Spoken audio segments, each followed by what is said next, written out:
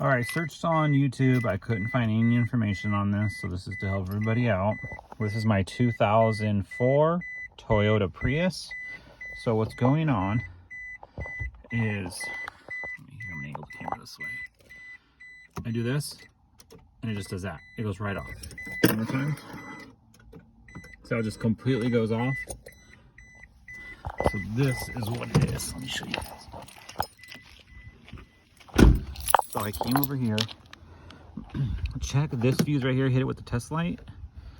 Mine was blown. What that goes to is this inverter pump right down in there.